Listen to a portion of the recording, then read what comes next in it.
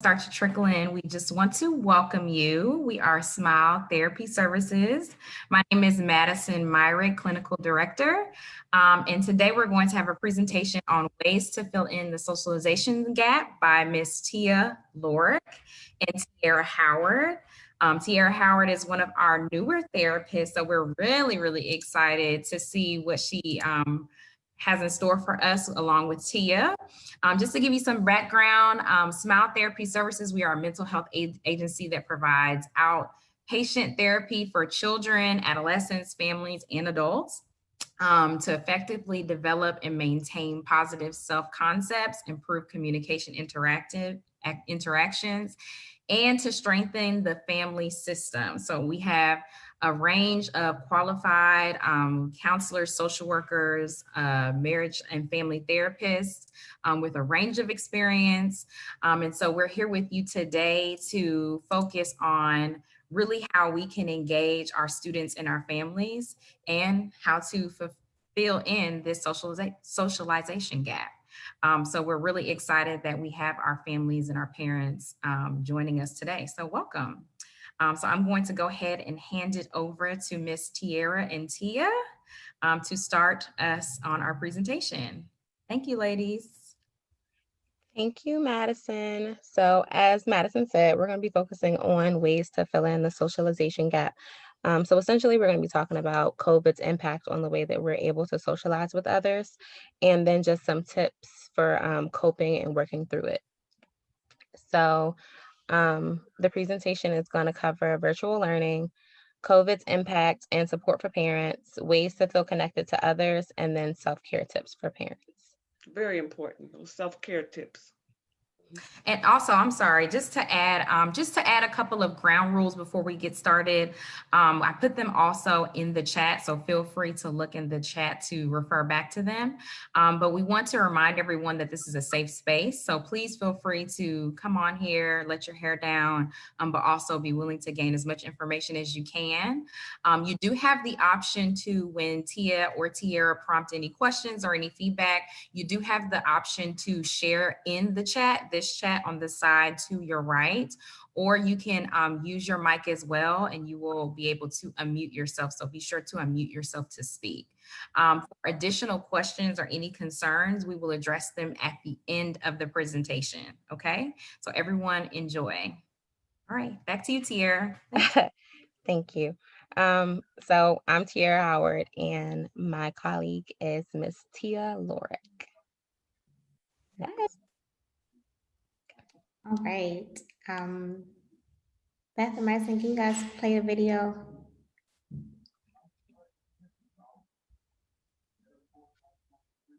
We're your super.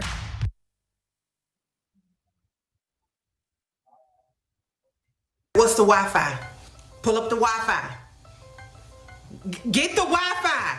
I tell you, even with Corona, he would have been safer at that school because I'm going to kill him at the house. So you telling me they want you to do online school and they ain't gave you no Wi-Fi? Open your mouth and speak up where she can hear you. What do you mean? How do you divide? You divide it. You break it up. You divide it. This virtual learning is supposed to come off my Wi-Fi or the school done send a Wi-Fi? Ask her. Don't ask me. I'm not your teacher. Ask her. She's sitting right there in front of you. Look on that computer and ask her. What does she say? Okay, then. You better not be playing with me about this Wi-Fi. Because I will, hello? Hello, we are doing the virtual learning and we need some assistance, please. Is the school gonna drop you off for lunch or is that something I need to do too? Look at the computer and quit looking at me. Where's my cup at? Have you seen, excuse me, Miss Williams. Say yes, ma'am. Miss Williams? Miss Williams, can you speak up just a little bit? We can't hear you. Speak up. He right here sitting at the computer. I should have sent him right on to that schoolhouse. No, you can't have none. Is it snack time in your class? Okay, do what you're supposed to do. Okay, what's... Thank you. So how many parents can resonate with that video? We could just we could just have a couple parents to share out. You can write in the chat. Yeah, thanks, Courtney. I thought that video was pretty hilarious also. And we could just write in the chat, or you can unmute yourself and share out if you can identify with anything shared in that video.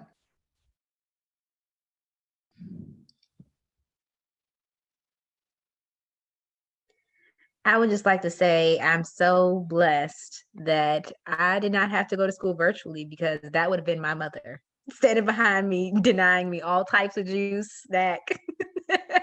That's my mom. Yeah, I've actually witnessed that in one of my sessions, and the child was like, "I think you get something to eat," and she's like, "No, aren't you meeting with your therapist? Like, you eat later."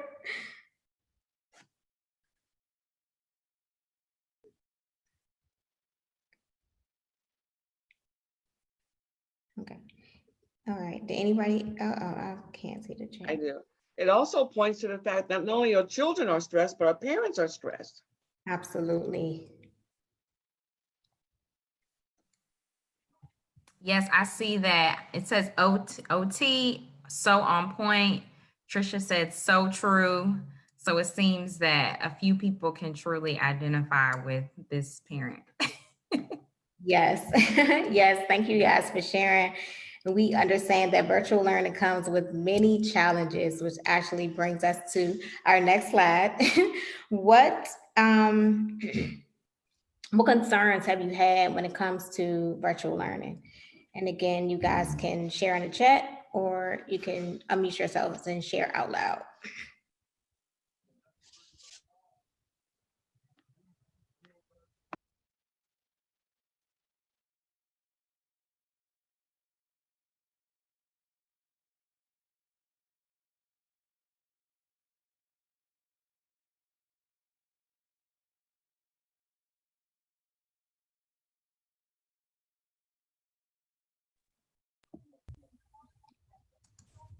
Trisha said that children logging into their classes or falling asleep.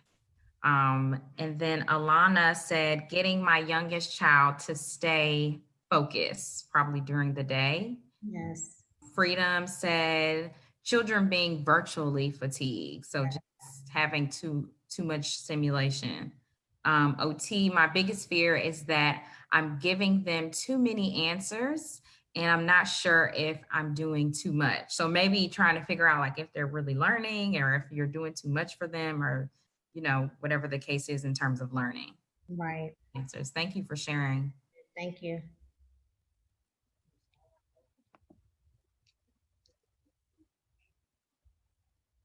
Next slide. Oh, not logging into their classes, Trisha said. Thank you, Trisha. Okay, so based on what we saw in the video and a lot of your responses, we can all pretty much agree that virtual learning is not an easy task. So some of the common parent concerns, outside of some of the ones that you already listed, children falling behind academically. I can't remember who said it, but someone mentioned feeling like they're giving their child too many answers and wondering if they're actually really learning. And that's a real concern. You know, kids don't have that one-on-one contact where they can just raise their hand and call their teacher over and ask for help. And we can do our best to try to help children in their learning, but the way that we were taught is completely different from the way that children learn today. So we don't always have the ability or the skill or even the patience to really support them the way that their teachers probably could. Another is reliable technology and internet to support learning. So you saw in the video, the woman was struggling with Wi-Fi, and a lot of parents do. Or even, do you have enough devices to support all of the learners that you have in your household? Also balancing work and virtual learning, which is a big one. Parents still have to go to work. They have to be able to provide for their families while also now having the task of having to support their child academically, and really just finding that balance and trying to figure out how you're going to make it work. That's a real concern that a lot of parents are facing right now. And in addition, you know, the children are struggling as well. They have to figure out how to adjust to this virtual learning world. They have to figure out how to navigate the platforms, how do I log on? How do I find my assignments? How do I turn in my assignments? A lot of students are struggling with that. And then just a lack of engagement. Are they even enjoying learning at this point? They don't have, that one-on-one or that traditional group work where they can really engage with their peers. And a lot of them are struggling with the isolation, or even you think about hands-on learners, like maybe that child who loved going to science class because they could do science experiments, and now that's been taken away from them and they're doing it virtually and it's not as fun and engaging. In addition, social and emotional well-being, they've lost access to their teachers, they've lost access to their friends, students, school activities, all the things that children really enjoyed going to school for has now kind of been taken away. So you really want to consider, how is this impacting my child? Next slide. And Tier, we have some comments in the chat box. Ms. Ryder bringing up a good point. Her daughters are in college, so there's many students in the United States of all different ages now virtually learning. Miss Cook, Tabitha Cook says, I love it, virtual learning. It gives me a chance to see how independent my daughter is, and she gets super excited when she sees and receives a great score upon completing her work. She meant, I love virtual learning. Thank you, Ms. Cook. Okay, so some tips for navigating virtual learning and supporting your child. The first is going to be to set up a place for learning. You want to have a place that is just for learning, free of distractions. When you think about when your kids go to school, they're in an environment, they're in a classroom that has been catered to support their learning. So you want to kind of try to mirror that at home, and it doesn't have to be, super rigid and boring. You can be really creative. Teachers decorate their classrooms all the time to make it fun and inviting so that kids actually want to engage in the learning activities. So you can try to incorporate some of those things in the environment that you set up at home as well. Also, you want to create structure, try to create a daily schedule. When they go to school, their day is mapped out from start to finish. And you want to try to create something that's similar. That way, when we finally are back in school, they can just roll with the punches and it's not a shock to them the way that virtual learning has been. Also, communicate with your staff from your child's school. Share your concerns, share your ideas, ask questions, reach out and let them know if you're having any issues, or share with them some of the things that you've done to help you with virtual learning, because they can either point you in the right direction of resources and support, or they can take those testimonies that you provide and share them with other parents who may be having who may be struggling with virtual learning.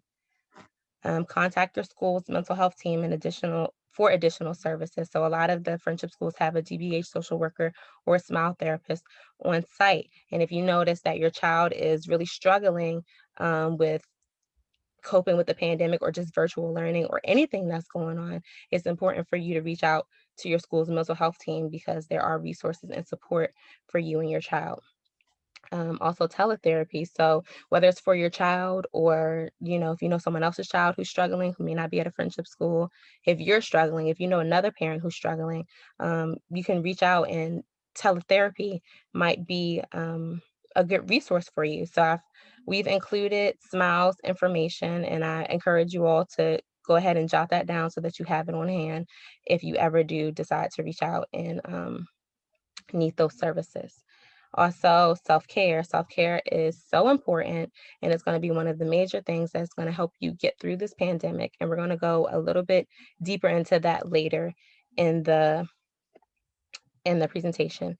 And then finally, you want to just try to stay positive, because ultimately your kids are going to look to you to figure out how to navigate this whole virtual learning, how to navigate this pandemic and the social isolation. So if you're stressed and overwhelmed and frazzled, they're probably going to be stressed and overwhelmed and frazzled. So you want to try to stay positive and reassure them and let them know that everything's going to be okay. Next slide. So when I talked about creating a space for learning, these are some good ideas of things that you can do. It's not distracting, but it's also very creative, very inviting, and it's similar to what a child would see in a school setting. It's just on a smaller scale. Next slide. If we can just have a few parents or anyone at their presentation to share how you've been managing your struggles during COVID, or what are some challenges that you've been facing during the pandemic?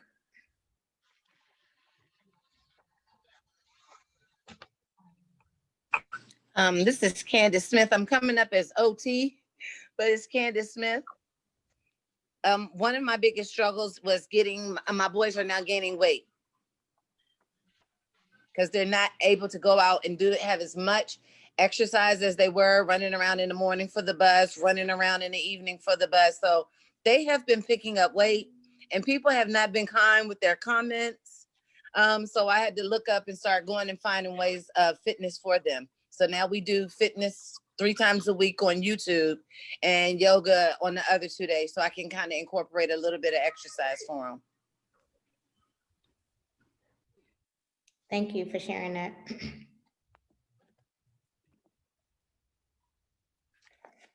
We also have in the chat box from Trisha, husband unemployed for part of COVID-19. Yes, Candace, I can relate. So that's, something that's impacting so many Americans right now is the security of jobs and unemployment. And our heart goes to you, Trisha.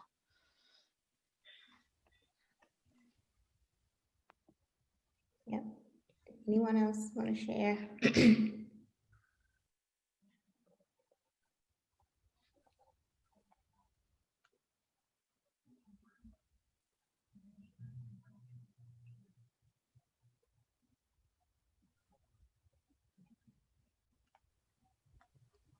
Okay. So I think it's safe to say that the pandemic has affected us all in different ways. And this is something new for all of us. So it's new, it's challenging, it's difficult. Next slide, Beth. I'm sorry, do we have another comment? We did have another comment from Abby Greenwald. And Abby, you're more than welcome to go, get off mute to kind of share more. But she said, one challenge here is that I feel like I'm the only recipient of my daughter's need for conversation. So the lack of social support. And I know Tiara and Tia are going to go into that as well. Yes. Mm-hmm. Yes, so this pandemic has affected us in so many ways.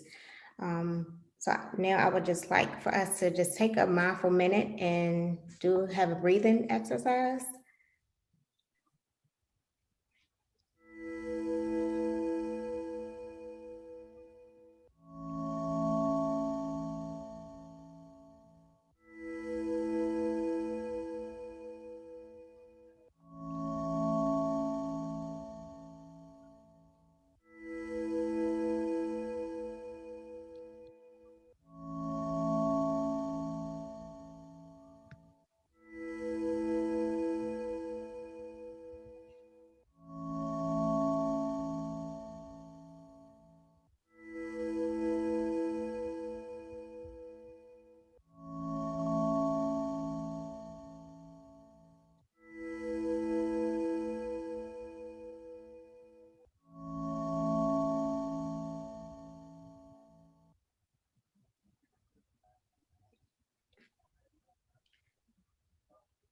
Thank you guys for participating in our breathing exercise. I hope you feel a little more relaxed after that.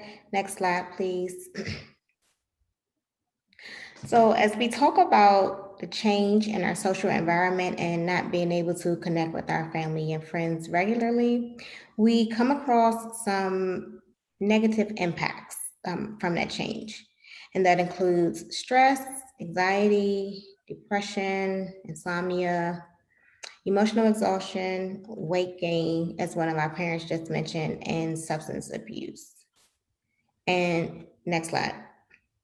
And to support that, this chart shows adults who have reported symptoms of anxiety or depression disorder within the last few months of the pandemic.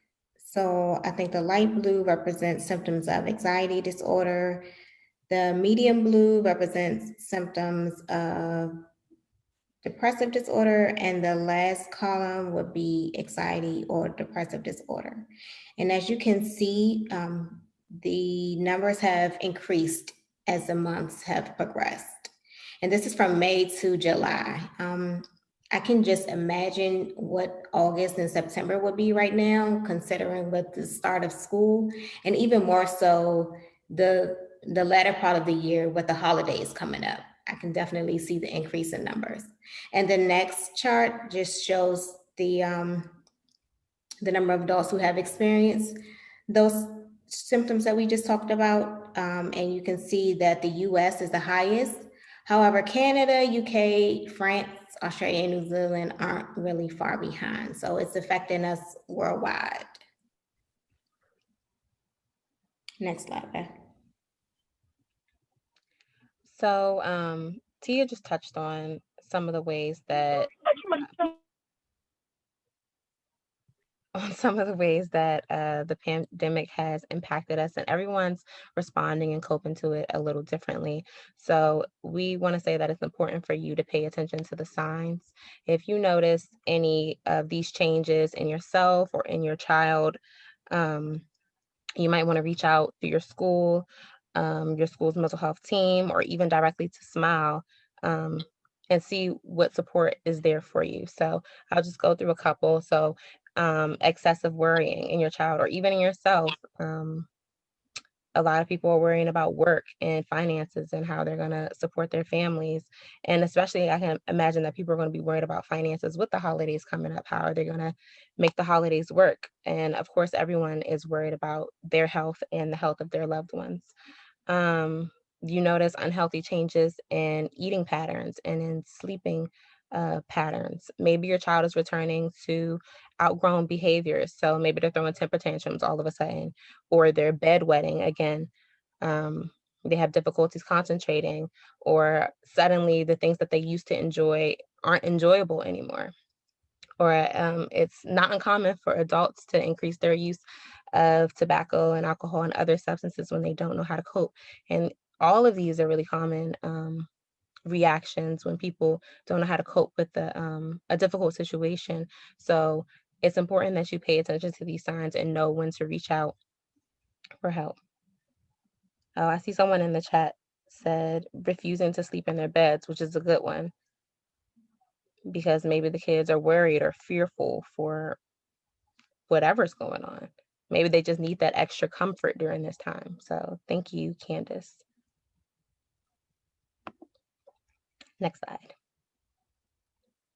So the World Health Organization has a lot of good information on coping with COVID.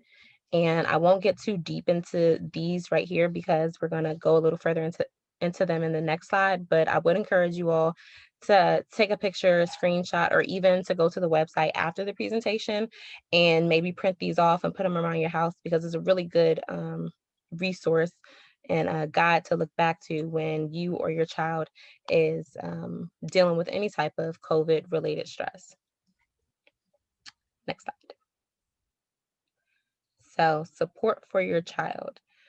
Talk and answer questions about COVID. It's important that you're answering questions and helping them understand exactly what we're going through. Help them understand why they can't go back to school, or why they can't spend the night at their friend's house anymore, or why they had to have a virtual birthday party this year and couldn't go to, Sky Zone.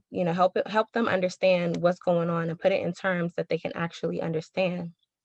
And then share with them how you're coping with your own stress. Let them know that they're not alone. We're all struggling to deal with this, and just show them some of the things that you're doing to get by so that they can then follow in your footsteps. And be a role model. Eat well, get adequate sleep, exercise. Really let them know that this pandemic is not stopping anything. We're still going to be productive. We're going to be the best versions of ourselves, and we're going to continue to move forward and make the best out of the situation. And limit their exposure to news and social media. So there's a lot of fake news out there. And then there's also just so much news out there that sometimes it's all coming in. You don't know what to do with it all. You don't know how to respond to it all.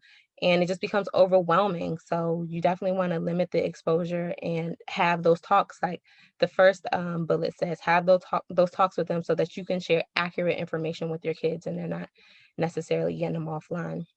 And then, of course, help them practice self-care. Self-care is going to be major for getting you and your child through this time. Next slide. And then support for parents. Be easy on yourself. Understand and recognize that you are doing the best that you can in a tough situation and that none of us could have prepared for. So celebrate your efforts and the things that you're doing to get you and your family through this. Set daily goals, try to stay productive, join a support group. Facebook has a lot of good support groups for parents. Some is like the pandemic parent support group.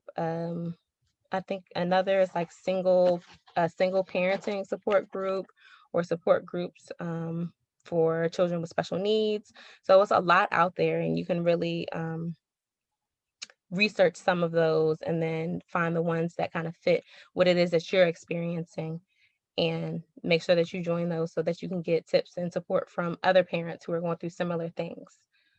Stay connected virtually. We can't go out with our friends and family the way that we want to anymore, but we can still do creative things to stay connected and not feel so isolated during this time.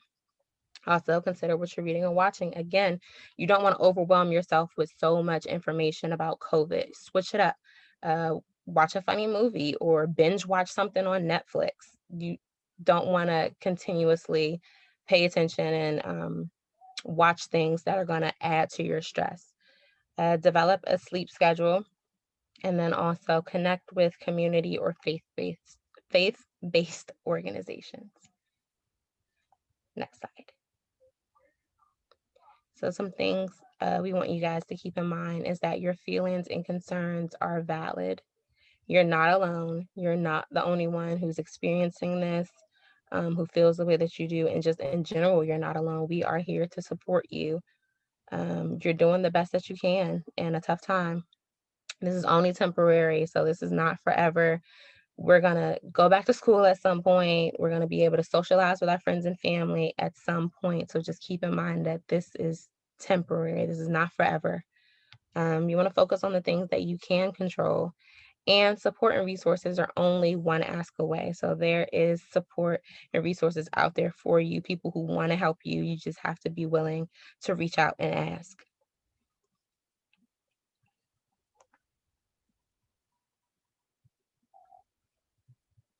Next slide.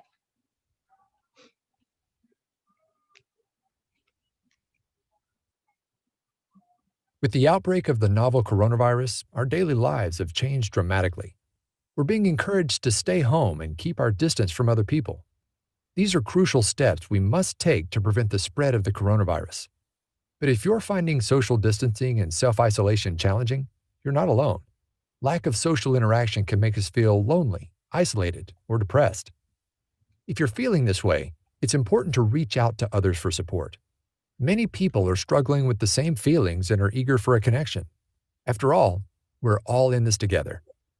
Here are a few ways to stay connected to others during the coronavirus outbreak.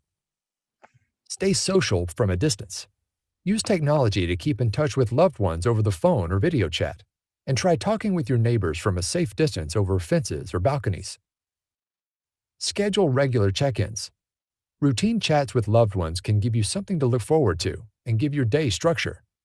Make connecting with other people a regular part of your week. Strengthen relationships with those around you.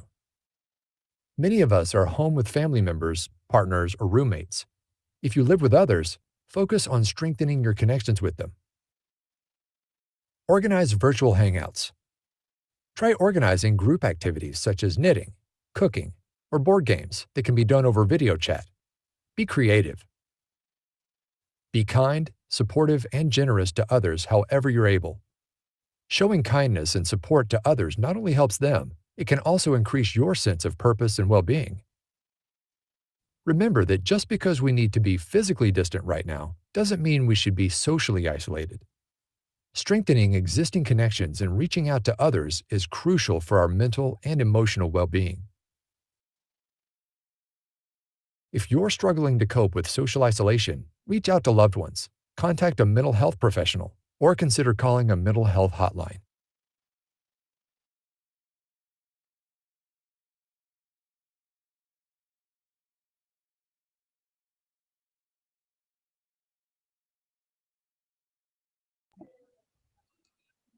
So, these are just some of the various ways that you guys or various things that you guys can do to stay connected. And we've just included some other fun and creative things like a fitness class. Like one of the parents talked about, her and her sons are working out 3 days a week and they're doing it together. But that can even be something that, you invite your family and friends in on, and you guys can have like a virtual fitness class. A lot of people are actually doing that now. Create a social group like a book club, sewing club, knitting clubs. Me and my friends, they've added all these shows on Netflix now. So me and my friends, we binge watch an entire season. And then once we all finish the season, we'll all have like a group FaceTime call and just laugh and talk about everything that was on the season. And we love it. So that's something that you guys could do as well. Um, Game nights, movie nights, or online support groups. Yeah, I've also had I've just had a family game night actually, and I have a few movie nights with my girlfriends. We've had virtual happy hours. We've had just virtual girls night that we just get together and talk. So it's been pretty fun. Scary movie nights. Yes. Me and my best friend are having a scary movie night soon. I have friends, my daughter and friends, and we all color. We've all gotten into coloring, and we do. I went on Amazon. They have an array of adult coloring books. Anything you can think you want to color, they have it. Crayons, markers, and that's very relaxing. And sometimes, if I'm able to, I'll do a little coloring in between teaching with the boys, just to give my I call it a brain break. That's a good idea. And people have gotten so creative. Like you see these drive-by baby showers and gender reveals. I've been to a couple virtual birthday parties and going away parties. And me and my mom attended, I want to say like 2 virtual wedding ceremonies. So you can get really creative during this time. Just because we're isolated physically doesn't mean that we can't connect with others. Right. Madison just shared in the chat. She said, while the weather's still nice, even having a socially distanced picnic so we can still see each other face to face. So I like that idea also.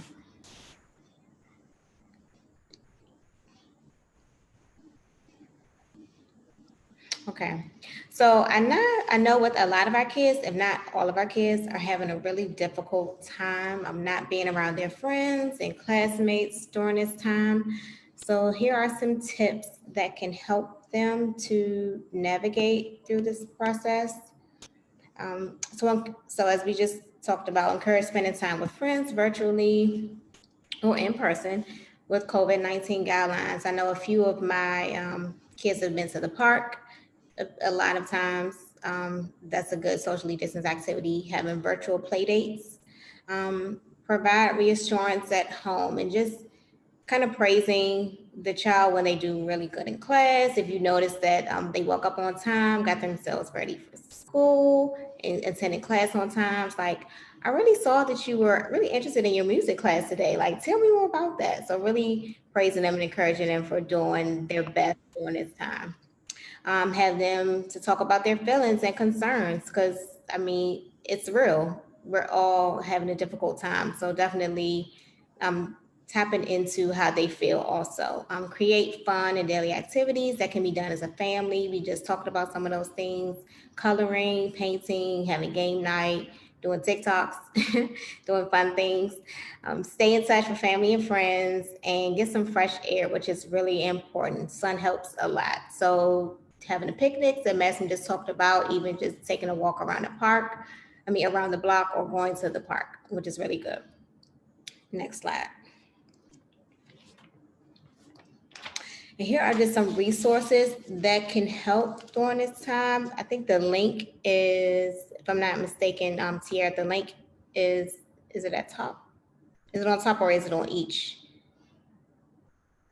You're on mute. I am. Okay, it's on top and it's at the bottom under coping with COVID-19, the workbook. So they're both linked in So there. there's an activity book that has some couple things that you can either print out, or even if you can't print them out, you can just kind of duplicate it on your own paper.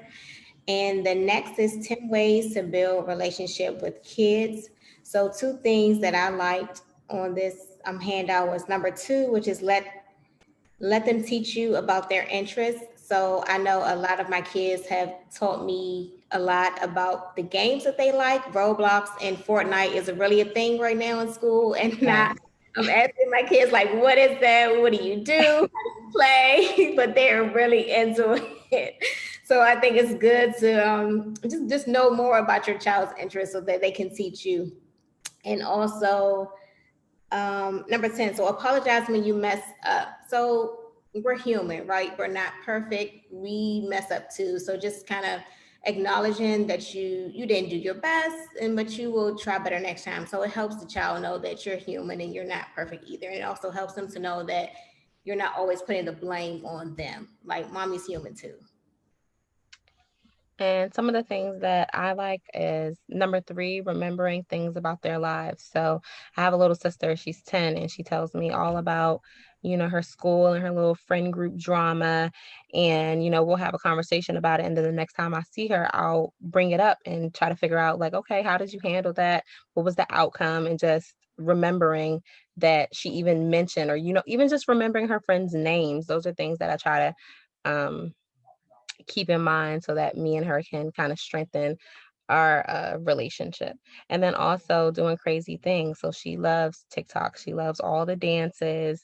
And she's like, oh, Tiara, do you know how to do this dance? And I'm like, no, show me. So that's something that we've been doing during the pandemic. She'll learn the dance and then she'll teach it to me. And then we'll do our little TikTok together. So we want to invite you all to answer this question or to share. You can drop your response in the chat, but we just want to know, what are some things that you and your family have done to stay connected to others during the pandemic?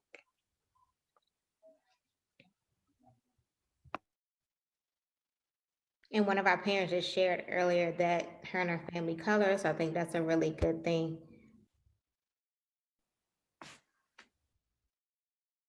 Beth said every Saturday night is family movie night at the Kim's household. I love that.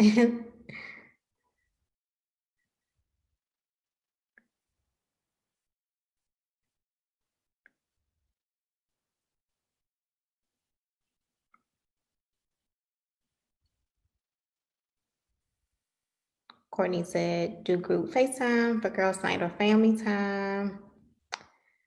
Miss Johnson just said virtual versus party. Yes, love the versus party. That's the one. Kanisha said we'll be doing a virtual pumpkin carving competition. I love that. Ms. Ryder said every Sunday we have a virtual dinner from my mom's house. That is so nice. I love that. Yes. The wineries are nice with social distancing. I still want to visit one, Courtney. Haven't tried yet.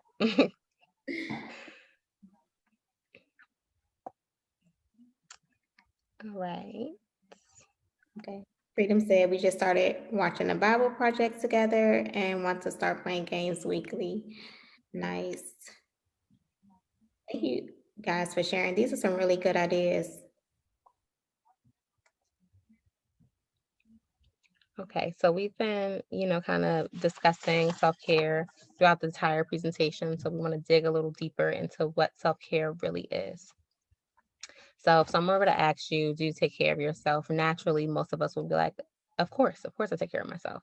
But then they ask you how.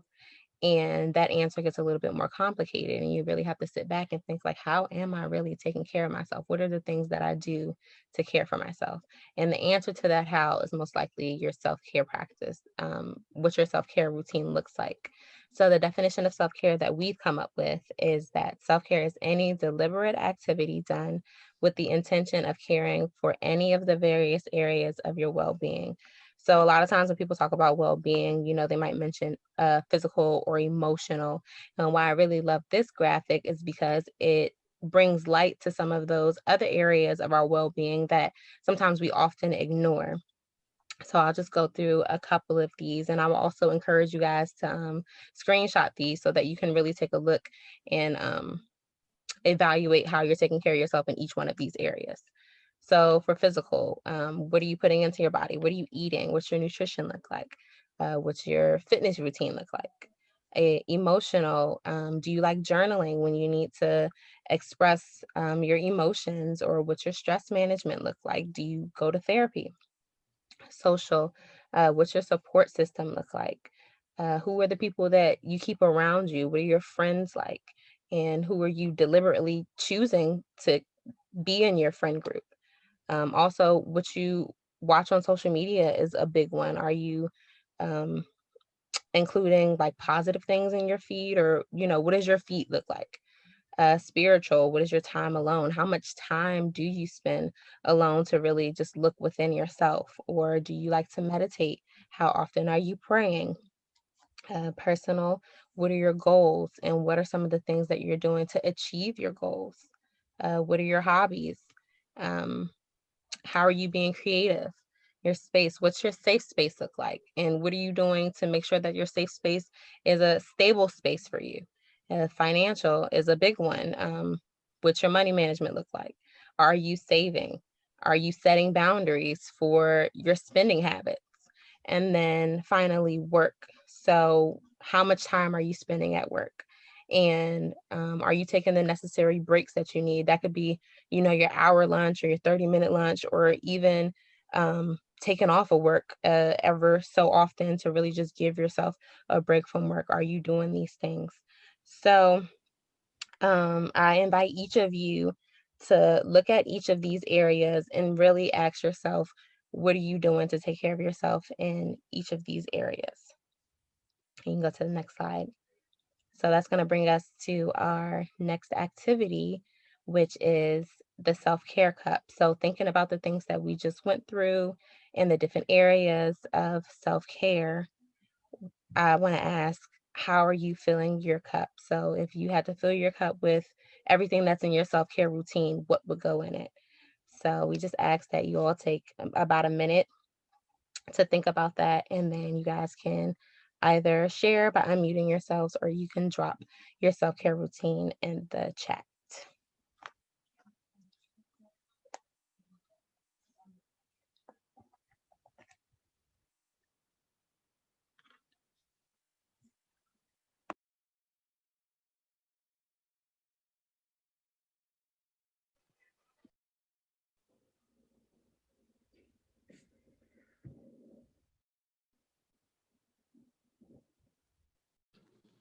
That's good.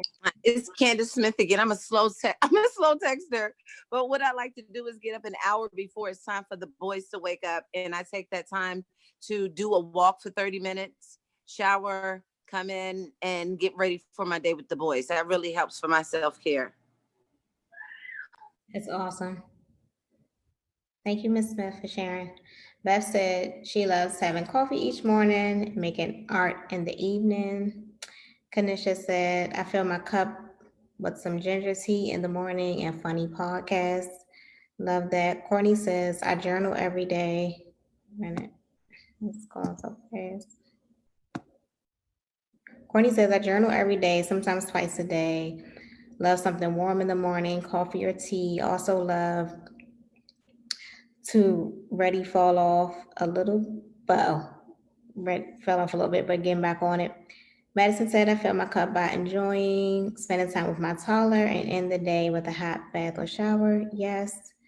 Miss Ryder said, I walk every day, laugh at Schuler King, pray, talk to my family members, and FaceTime with my granddaughter. Madison said, also home decor. Yes. Ayana says, journaling, Zumba music, Facebook, hot shower, Hulu, and Netflix. It's okay, Courtney. Abby says, I try to control clutter in the house.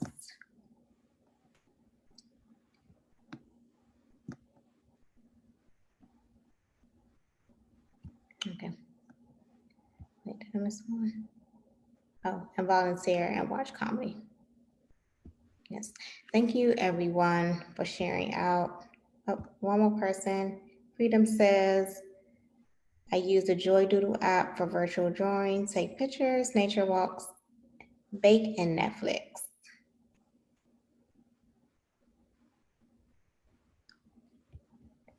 You guys have some really great things in your cup.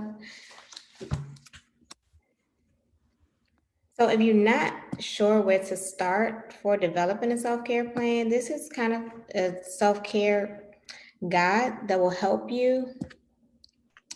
And we have a quote from Lady O that says, you don't have anything to give that you don't have.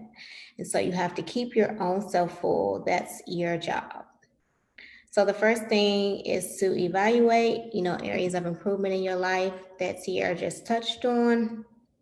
Ask yourself what makes you feel good about yourself and at peace. Brainstorm ideas of things you can do to improve yourself. Set goals for yourself, which a lot of you have already done with your fitness routines and daily morning and evening routines, and evaluate your self-care routine every few weeks. Maybe you realize I'm kind of slacking in this area, but I've really been giving a lot of attention to this. So maybe you need to make some adjustments. And the last one is adjust as you go. I think if there's anything that we've all learned during this time is adjusting and being flexible. So definitely, if you don't stick to your routine, give yourself some grace, but just keep on going. Next slide. And here's one more activity that we have for you guys. We would like you to share out how you will commit to take care of yourself. So just share out one or two things of how you will commit to take care of yourself.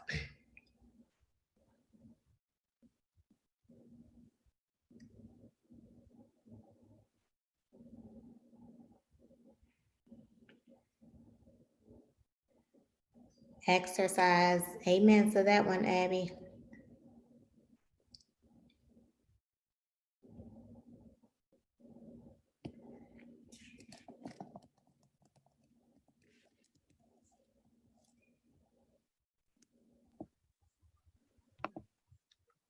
Ayana said, drink more water, which I love. I'm trying to get to like a gallon a day. Yeah, I'm trying to. So.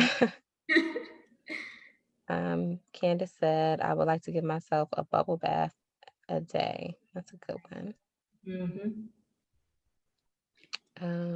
Beth said, get more sleep, work on not watching scary movies at night. Yes, I cannot watch anything scary at night. It has to follow with something funny. Cheryl said, I've gotten my daughters involved in walking each day. They hold me accountable. Yeah, that's so important, having an accountability buddy when it comes to exercising. Sarita also likes the idea of drinking more water. Freedom, a weekly facial and body scrubs. Love that. Skincare routine is everything. Taking time away from electronics. Absolutely.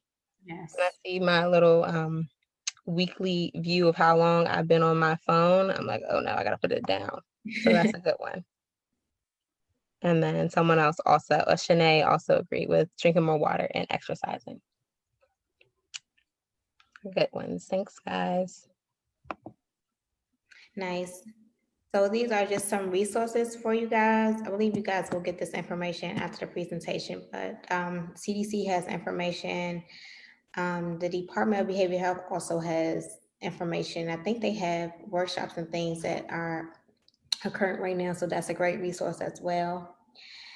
And Smile Therapy Services currently has a parent support group that we would love for you guys to attend. I think you can check the website to register or reach out to one of your therapists at the school and they can help you to register for the support group. Please tell other parents. It's a really great outlet. It's really helpful to our parents.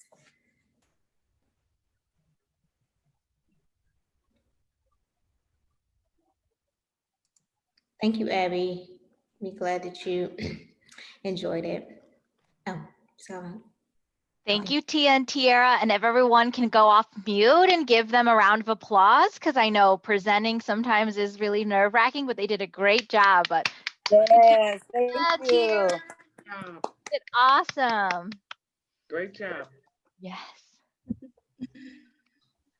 All right, thank you everyone. Thank you, Beth, for monitoring the chat and guiding us. And thank you, Tia and Tiara. You guys did an excellent presentation. We hope that our parents were able to get a couple of nuggets from this and use this with their children and with your families, and kind of start off either end your week in a positive note with these additional tips, or start next week, whatever works for you all. But we hope that this was very useful information to you today. Very good. So much. And thank you, Ms. Ryder, for giving us these opportunities as well. Thank you. I would love to do another paint. I think it was Beth that did that with us. That Yeah, was the so paint. relaxing. Yes. I want to do something like that in the very near future with our parents. Okay, we can definitely set that up. Okay, very good. All Thank righty. you, ladies. Okay, everyone, have a great afternoon. Bye-bye. Bye. Bye-bye.